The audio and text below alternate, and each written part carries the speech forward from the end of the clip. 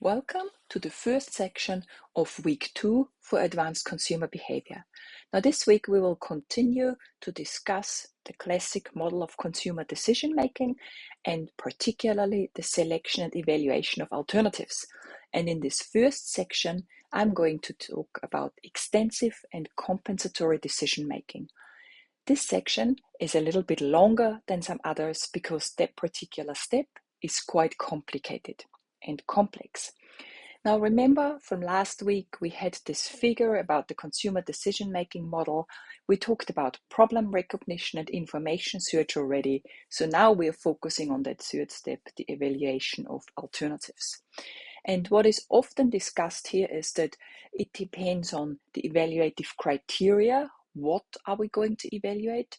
The importance of that criteria, how important it is, and how many alternatives we consider. And that determines the decision rule that is applied. Now, again, if you remember last week, we talked about 3 big groups or types of decision making: extensive decision making, limited decision making, and habitual or routine decision making. And within this third step is where a lot of the distinction between these different decision-making styles happens. Now, with extended problem solving, extended decision-making, we consider and evaluate several brains, often all that are available to us. Then we have got limited problem solving, where we only look at a limited number of options and also a limited number of attributes within these options. And last but not least, habitual routine decisions, where we are actually considering no options or no alternatives. We are selecting out of habit. Now, if we look at an extended consumer decision-making model, then consumers are seen as rational and systematic problem solvers. So a purchase is a response to a problem, and consumers are approaching that a lot like a computer, very systematically. So we use this consumer decision-making model to systematically analyze and understand how people, consumers, go through this evaluation of alternatives. Now, first, we need to look at which alternatives are considered within an extensive decision-making process, because consumers have mental categories of products, and there are a number of different terms, and you should be familiar with this terminology. There is the inert set, and the inert set is could consider but is not top of mind. There is the evoked set that is recalled and remembered, and alternatives that might be considered. And you can already see here that the evoked set is much more likely to be considered than the inert set. Then, of course, we also have got the so-called inept set, and the inept set is something that consumers would never consider. So they can think about it, but maybe that car, let's say, is completely out of their price range. They might know about the Ferrari as a car brand, but would never consider it. So out of this comes the so-called consideration set.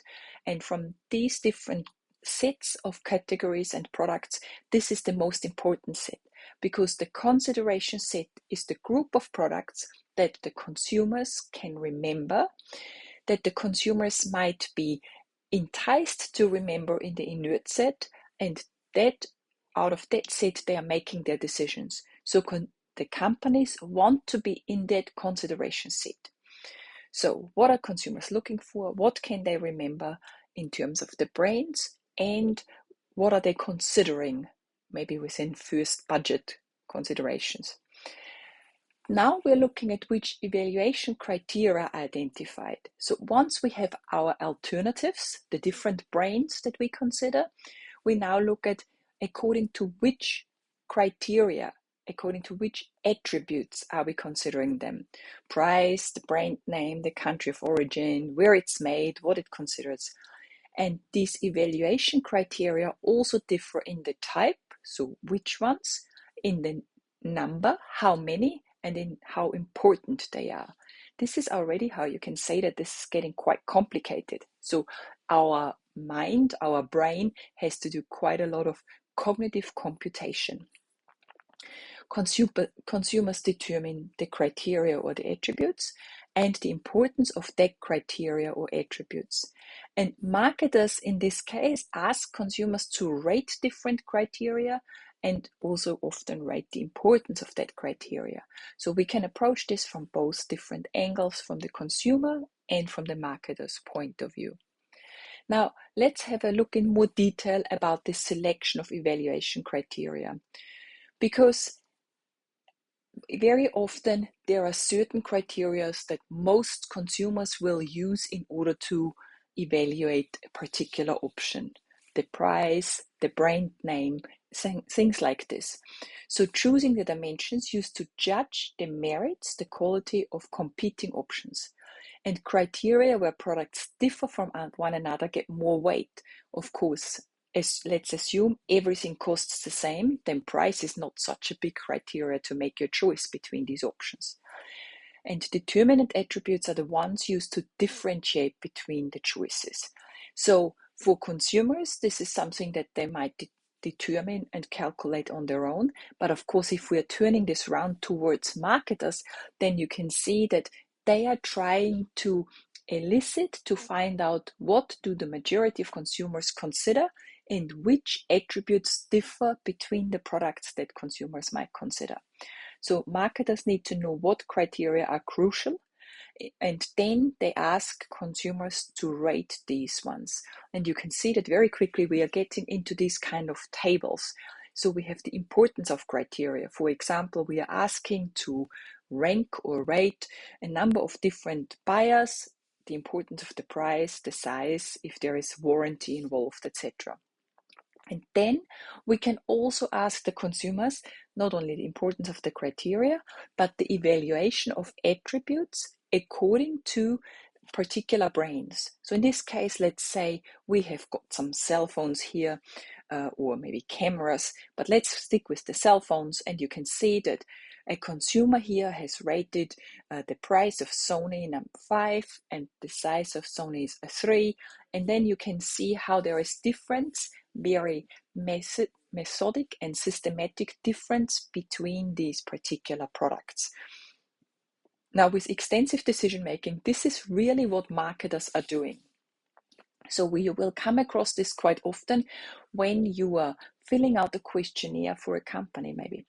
So first, the company or the market research company determines which criteria or attributes are considered important. They are basing this on industry standards, on previous experience, something like this. And then they ask each person to rate the importance of that attribute. So once again, we are sticking with cell phones, and you can see that person A has said that that particular criteria, price is the most important one, gets a weight of 30, size gets 25, etc. That's the first step. Now in the second step, then they rate every alternative on every attribute. So now we are saying, okay, so Sony on price is 5, like we had beforehand, Sony on size is 3, etc. And then in the third step, they are going to multiply the particular rating of that brand with the weight that the attribute gets. So for that Sony, price would be 5 times the weight is 30, etc. And then the alternatives get added up. You can see this at the bottom here. You have got 5 times 30, and then the second one, size, was getting a 3 for Sony, and it was 25 for importance, 3 times 25, etc., etc., calculated through, and the alternative with the highest overall score is chosen. You can see that this is very much a rational, structured, systematic decision-making process. The mind is seen as a computer, and just like a spreadsheet, maybe on Excel, we are going through and we determine how consumers are rating our alternative or our product and different alternatives. Marketers really like that approach because it gives them a lot of detailed information where they might be able to interfere later. We will talk about this quite a lot in the workshop, but for now, this is the end of the first section for this week.